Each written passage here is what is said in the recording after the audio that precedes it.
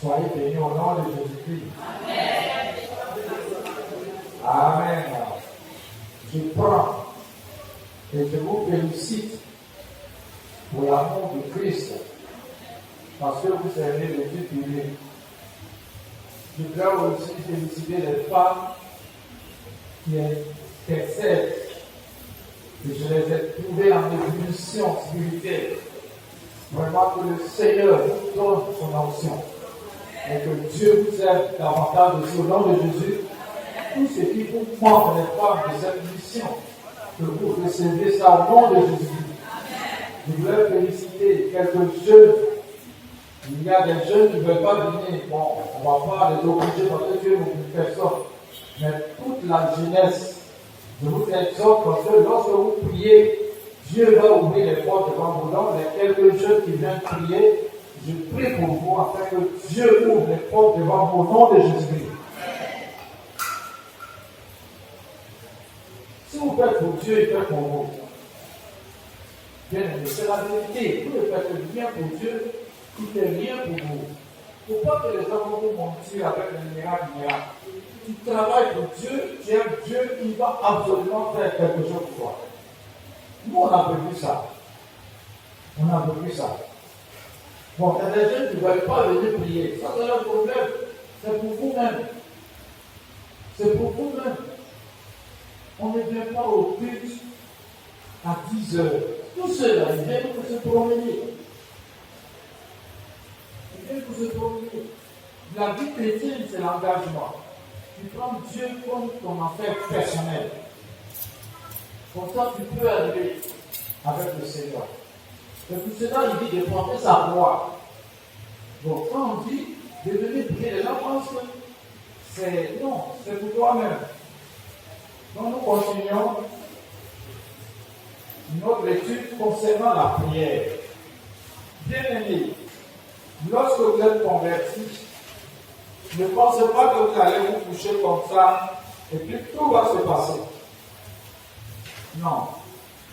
Moi, je préfère de la même manière que les jeunes viennent prier le matin, et puis les femmes ont commencé à prier le matin, je préfère aussi que les hommes se lèvent, s'il vous plaît.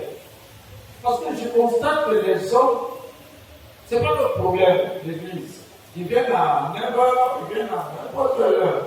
Je veux aussi que les hommes prennent un lieu où ils vont intercéder aussi.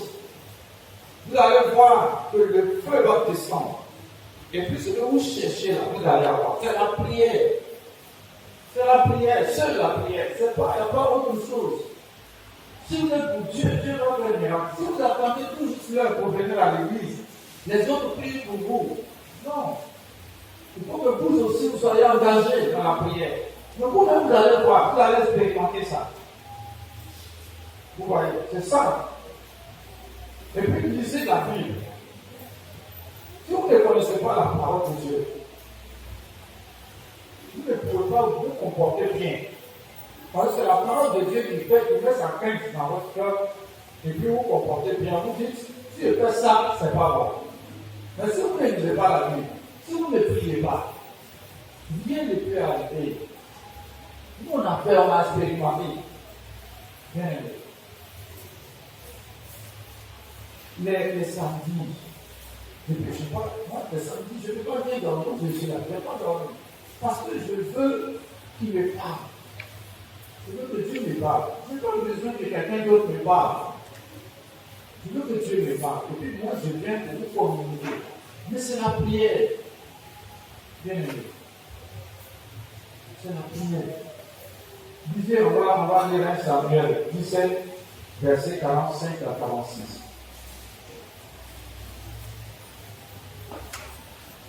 Si vous pensez que vous allez, c'est-à-dire, tous ceux qui viennent au culte à 11 heures, ce sont des personnes qui viennent tout juste pour prendre des prières. Sinon, dimanche, je vais déjà venir à l'église, mon cœur boue. Mon cœur boue. Tu n'as pas besoin d'attendre. Non. Tu as besoin de dénoncer les autres. C'est personnel. On y va. 45 à 46. 1 Samuel 17, verset 45 à 46. 1 Samuel 17, verset 45 à 46. Oui. David dit aux Philistins, tu marches contre moi avec l'épée. Tu parles, écoutez bien, parce que chrétien, souvent nous parlons avec nos ailes, même nous-mêmes. Ça dit, c'est comme on se dit qu'on est fort. Mais écoutez bien. David dit aux Philistins, tu marches contre moi avec l'épée. La lance et le javelot. De moi, je marche contre toi au nom de l'Éternel des armées, du Dieu de l'armée d'Israël, que tu as insulté. Voilà. Verset 46. Aujourd'hui, l'Éternel te livrera contre mes mains. Je t'abattrai et je te couperai la tête. Oui.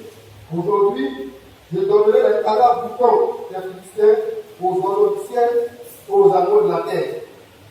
Et toute la terre saura qu'Israël a une chose. Voilà. Donc, quel constat tu as fait ici? Quand David était en train de parler, qu'est-ce qu'il a dit? C'est quel français il a parlé?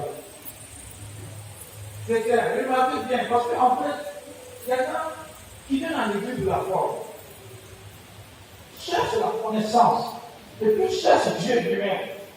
Et il faut que Dieu ait une vie de prière, de connaissance. C'est ainsi que tu peux triompher. Oui, il a dit quoi? David est en train de lancer un défi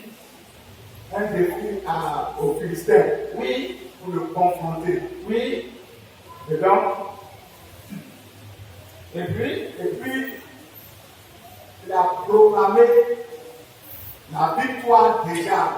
Il a proclamé la victoire sur le Philistin avant qu'il ne s'engage dans le combat. D'accord. En s'appuyant sur qui? En s'appuyant sur l'Éternel des armées. L'Éternel des armées. Bien aimé.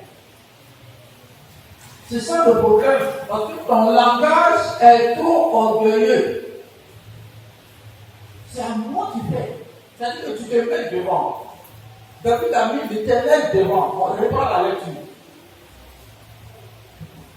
Vous voyez, chrétien, parce que si tu ne connais pas tout ça, 1 Samuel 17, 47 à 46. David dit aux Philistins, il dit aux Philistins, tu marches contre moi avec l'épée. c'est-à-dire toi qui es en train de parler façon, moi je ne peux pas te répondre. La lance et le javelot. Et moi, je marche contre toi au nom de l'Éternel des armées. Je marche contre toi au nom de l'Éternel des armées. Vous voyez, si quelqu'un me fait quelque chose, par exemple, je sais que la personne aura des problèmes. Parce que je ne vais pas riposter en tant qu'humain. Mais je vais riposter en tant que serviteur de Dieu en m'appuyant sur la parole du Seigneur. C'est Dieu qui combat pour moi. Donc David déjà, parce que lorsque vous constatez, vous lisez la Bible, tout est prophétique. Vous voyez. Mais les chrétiens aujourd'hui, il y a les chrétiens qui disent, c'est à moi que tu dis ça. Il n'a pas dit, c'est à moi, je vais te frapper tout de suite. Il n'a pas dit ça. Parce qu'il savait, il voyait bien le gabarit du gars. Il était bien armé. Il était en forme. Lui, il est petit.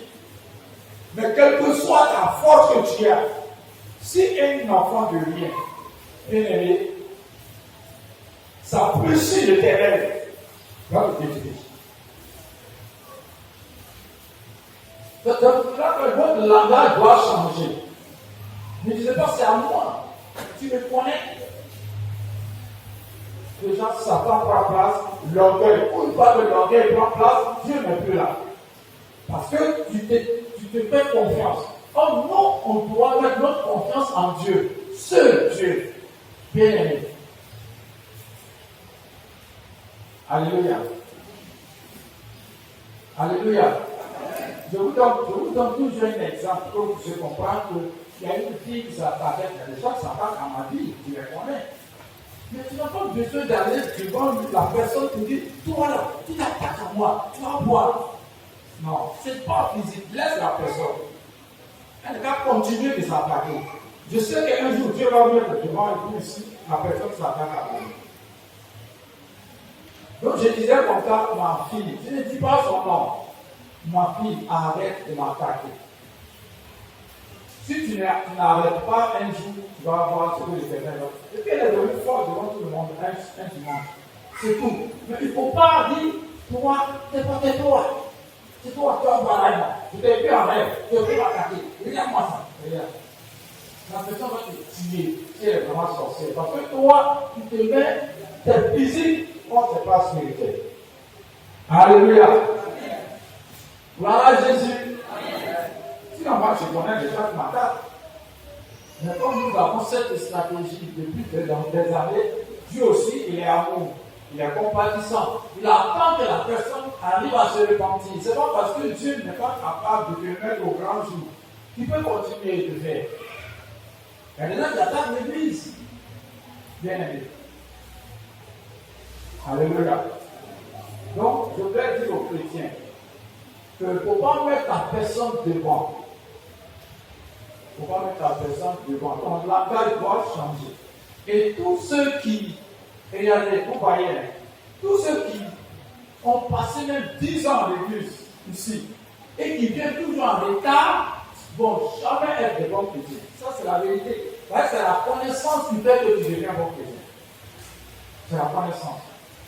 Si tu ne connais pas, tu ne peux pas bien te comporter. Parce que nous autres, on a été convertis avec nos caractères mauvais. Mais c'est au fur et à mesure qu'on t'enseigne, au fur et à mesure que tu pries, au fur et à mesure que tu lis la Bible, que Dieu change lui-même. Tu ne peux rien faire toi-même.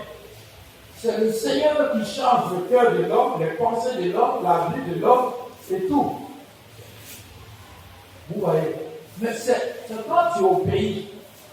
Les gens viennent au cul de la 11. Vous allez voir ceux qui sont devant la porte. Il y en a qui viennent à 11 heures.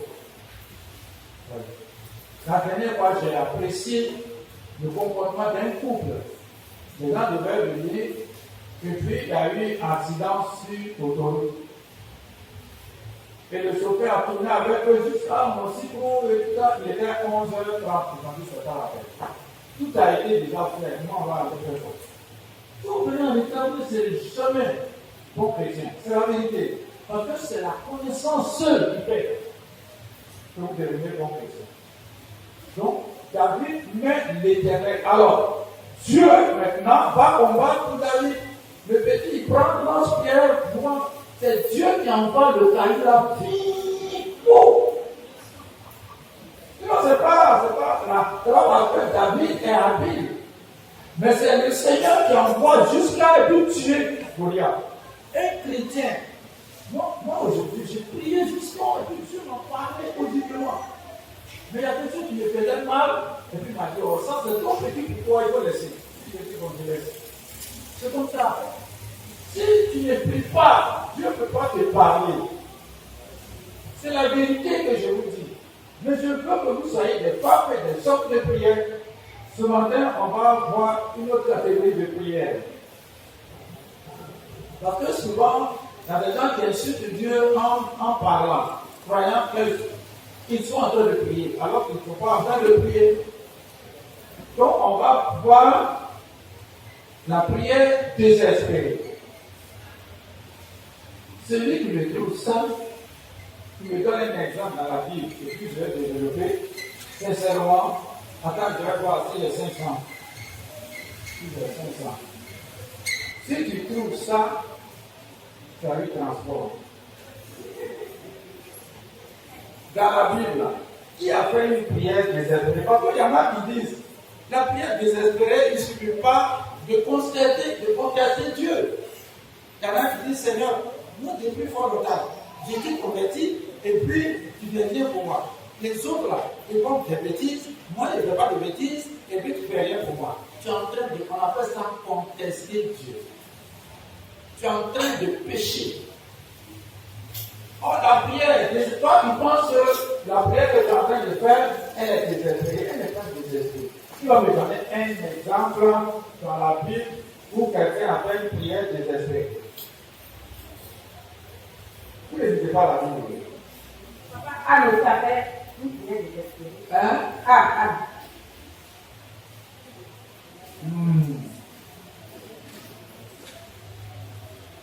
Bon. D'accord. Mais on va faire un. Tu ne mérites pas, tu ne feras pas les 500. Acte 39. C'est qui?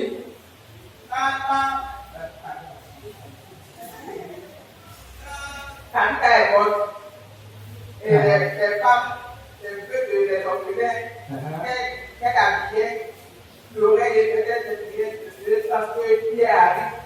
Hein? Parce que Pierre arrive pour prier pour mais elle était déjà morte. Puis, non, c'est pas ça. Un, 2 points quand même pour elle. papa, pour moi, la prière est désespérée. C'est qui? C'est compliqué. Oui, oui. C'est qui dans la Bible? Papa, pour moi, quand j'ai vu la Bible, j'ai vu Jérémie qui a fait une prière désespérée. Il a dit quoi? Jérémie était poursuivi. Ils avaient interdit Jérémie de rentrer à Jérusalem. Oui. Et il a dit, Dieu lui a dit de partir parler au roi. Oui. Il a dit à Dieu, il dit, mais Seigneur, tu sais qu'on m'interdit de rentrer à Jérusalem. Oui. Et puis tu m'envoies d'aller là-bas. Donc ça, pour moi, j'étais désespéré. Non, parce que Dieu l'a envoyé. Dieu l'a envoyé. Il y avait une assurance, ma fille. Dieu, il t'envoie là. Il était en train de faire lamentation pour rien. Donc c'était. Hein? Il avait peur, il craignait le roi. Le roi l'a voilà, vous voyez comment on peut commettre des erreurs dans les prières. Donc, Dieu doit quand même pour elle. D'accord. Il avait peur, mais il sait, Dieu lui a parlé, s'il lui parle, il faut aller parler au roi. Je m'en vais. Quand on me tue, il sait ce qu'il va faire. Tout ce que Dieu a envoyé là, on peut pas. Oui. Moi, c'est Job qui a fait une prière désespérée. Il a dit quoi? Quand sa femme lui demandait de maudire Dieu, de nourrir. Hein? Quand sa femme lui demandait de maudire Dieu et de nourrir, il a dit non, on ne pas le bien comme le mauvais de Dieu. Donc sa femme dit de maudire Dieu et de nourrir. Qui lui demandait? Sa femme de Job. Non, ce n'est pas une prière désespérée. Je crois que c'est Gédéon. Non. C'est pas Gédéon. Gédéon, il était en train de faire quelle prière? Oui, Gédéon, lorsque Dieu l'a choisi, il a fait la guerre, c'est des sorciers qui étaient là. Non, Gédéon voulait simplement se rassurer. C'est pas désespéré. Deux bons quand même. Ézéchiel. Hein? Ézéchiel. Quand il devait mourir, voilà, il a donné à prier. Ézéchiel, plutôt. Ézéchiel, il a fait prière de comment on a fait. Non. Ça, c'est une supplication. Ah, d'accord. Deux bons quand même. Papa, moi, je ne connais pas le nom du roi. Mais il Non, c'est pas un roi même d'ailleurs. Non, c'est la personne. C'est pas un roi.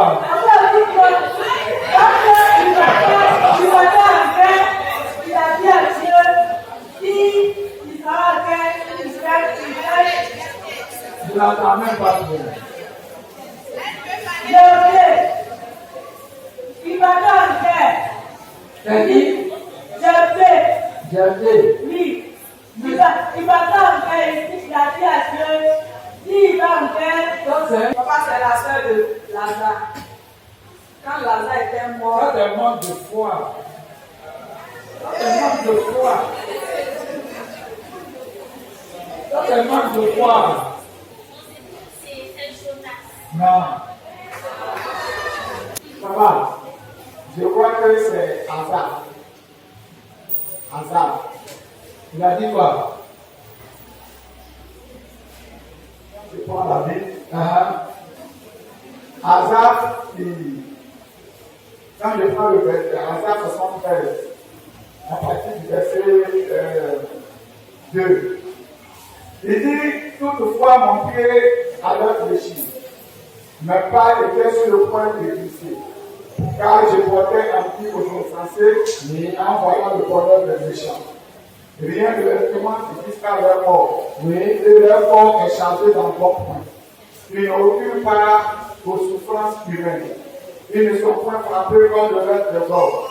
Aussi l'orgueil laisse le collier. La violence est le vêtement qui les enveloppe. L'iniquité soit attention. Que bon bonnet. C'est qui? Adam. Non. Là, il était en train de dire à Dieu ce que les musulmans ont en train de se manifester. Mais l'autre, il a imité Jésus-Christ. Il a imité Jésus-Christ par. Il voulait faire ce que Jésus fasse. Et puis. Alléluia. Personne n'a eu les 500. Alléluia. C'est qui? Pour moi, je pense que c'est Pierre. C'est Pierre. Alléluia.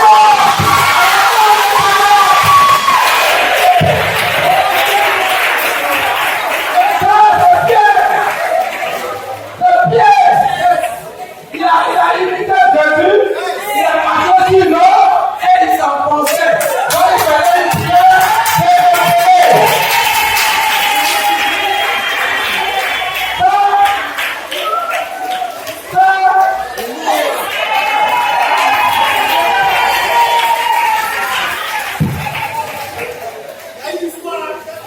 Alléluia. Vous voyez comment? Parce qu'il est là mercredi. Mercredi, il est là. Dimanche, il est là. Très tôt. Et il aime le culte. Donc, ça ouvre son esprit.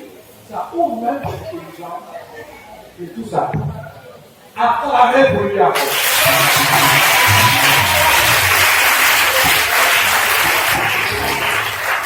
C'est Pierre. Il a foi. Il croit en Jésus. Et puis, il veut imiter Christ, il marche sur l'eau, il marche à un moment donné, sa foi, et puis il fait, il a dit Seigneur, sauve-moi. Ça, c'est une pierre, une prière des esprits. Tu as accepté le Seigneur. Maintenant, tu veux tout, tu marches bien. Tu vis bien, ça ne va pas. Tu dis Seigneur, aide-moi, sauve-moi, pour que je quitte cette zone de blocage. Ça, c'est une pierre des esprits. Mais quand tu dis, il y a longtemps, je t'ai accepté, j'ai tout abandonné, et puis je vois rien. C'est comme si tu contestes Dieu. C'est comme si c'est une mauvaise prière, tu es en train de pécher. Que Dieu vous bénisse. Que Dieu vous bénisse. Que Dieu vous bénisse. Vous savez, donc on ne sait pas prier de foi. Et on pense que, on a, oh ça c'est pas bon. Tu es en train de contester Dieu. Il te dit que pourquoi il ne pense pas à toi? Pourquoi il ne te regarde pas? Pourquoi tu es toujours bloqué? Ça devient une insulte. C'est comme s'il est incapable d'agir. Il faut faire une prière des esprits. Alléluia. Gloire à Jésus. Ok. Prière cognitive. Cognitive. Prière cognitive.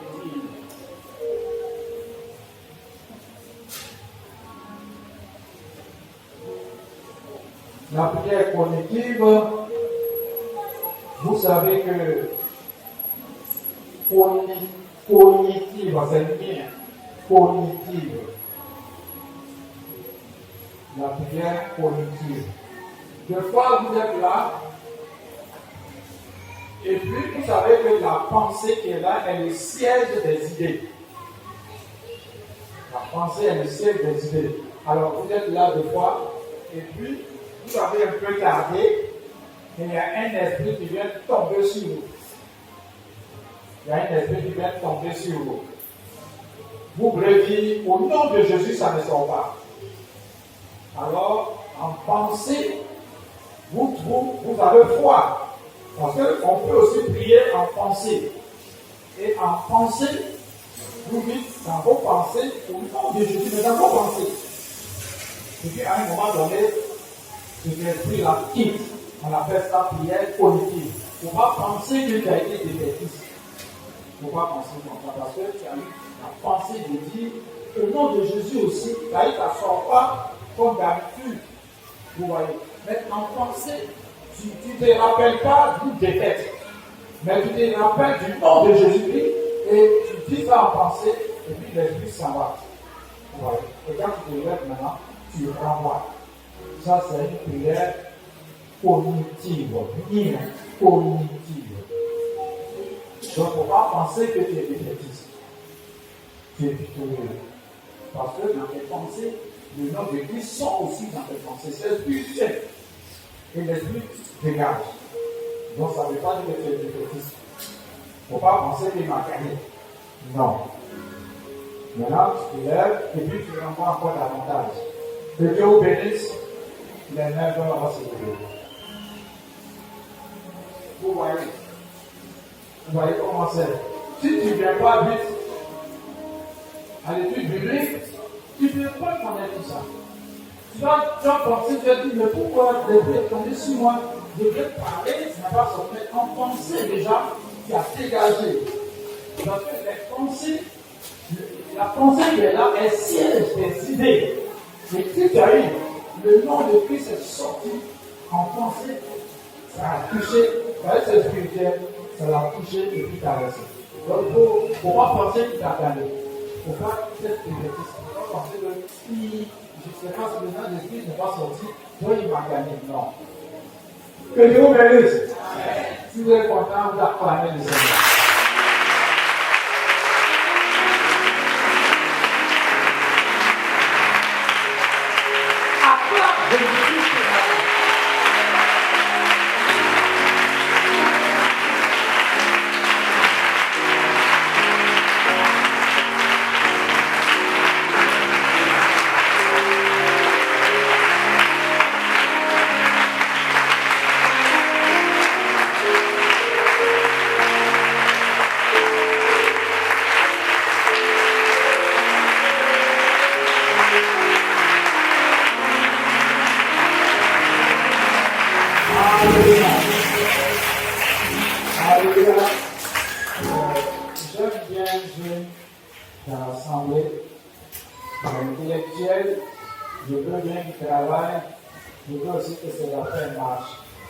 Mais ils viennent toujours en retard. Et au moment où il arrive, on a fini d'étudier. Donc la dernière fois, je n'étais pas content de lui. Il est allé voir peut-être Marie-Paul ou bien un pasteur pour lui de me demander pardon. Je pense peut-être que c'est pour moi. Non. Parce que tu n'arrives pas, ce que tu fais, c'est bloqué. Alors, si tu n'as pas, tu ne sais pas prier, il y a des esprits qui ont besoin de certaines prières pour dégager. Donc ça, je suis fâché, je dis pourquoi toujours tu viens en retard? Je ne suis pas content. C'est par rapport à lui-même, c'est pour lui-même aussi. Sinon, ce n'est pas pour moi. Ce n'est pas pour moi. Moi, c'est pour qu'il puisse sortir. Venir en retard au culte, ce n'est pas bon. Ce n'est pas bon.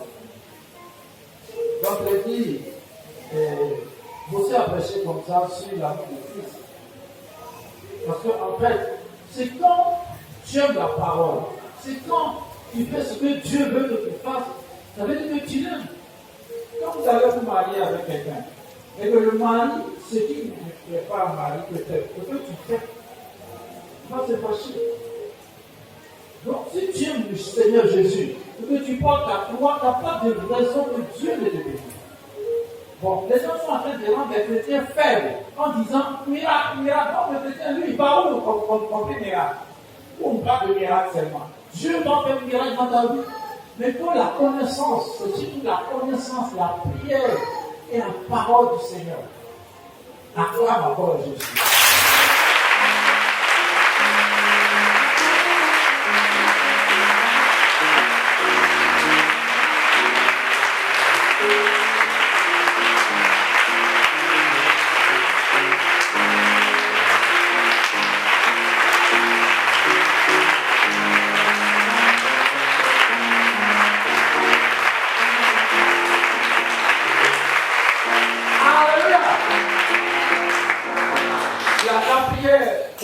Par exemple, il y a des personnes qui se mettent aujourd'hui la même. Je prie ça aujourd'hui, je ne sais pas pourquoi il est venu ça. Mais il m'a forcé comme ça. Où je suis là, je suis découragé. Et puis c'est fini, tu es mort. Or, en pensée, quand même, j'étais en train de dire, au nom de Jésus, au nom de Dieu l'a laissé. Il est réveillé, tu prends pour être dans le choix. Si tu connais le chant de louange, tu peux louer. Mais il ne faut pas dire non, je dis la même. Laisse de cette prière. Moi, je prie, mais il y a quoi même? c'est fini. Il ne peut rien faire contre toi. Acclame à ton Seigneur.